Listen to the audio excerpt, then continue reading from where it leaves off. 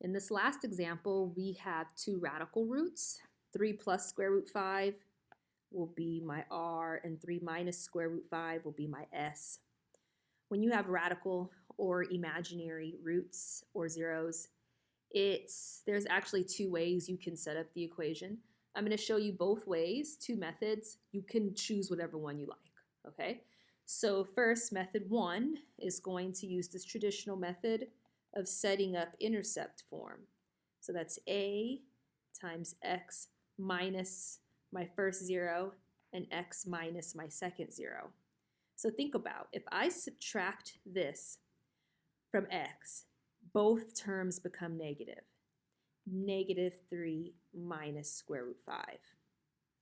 If I subtract this binomial from x, 3 becomes negative and square root 5 becomes positive.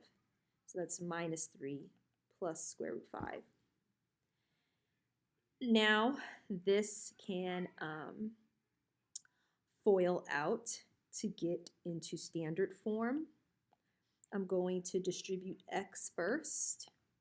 So I have f of x equals a times x squared minus 3x plus x square root 5. And then if I distribute negative 3, negative 3x plus 9 minus 3 square root 5. And then if I distribute negative square root 5, negative x square root 5 plus 3 square root 5 minus 5. Now let's see if there's anything that'll cancel out first. Well, I see this positive x square root 5 and this negative x square root 5 will cancel. And I'll also see this negative 3 root 5 and positive 3 root 5 cancel. Your roots, if you do this correctly, should always cancel. Your square root terms should always cancel. That's if you do it correctly, right? So if those don't cancel, then you can double check your work. So I'm left with f of x equals a times x squared minus 6x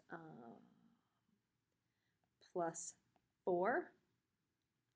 And now that I have it in standard form, I can use this x and this f of x to help me solve for my a. Negative 12 equals a times, well, let's see, I'm plugging in what? 2. So that'll be 4 minus 12 plus 4. So I have negative 12 equals, what does that become? Negative 4a. And if I divide by negative 4, a is 3. Now I can take this over to my standard form. F of x equals 3 times x squared minus 6x plus 4. And if I distribute that positive 3, it'll be 3x squared minus 18x plus 12.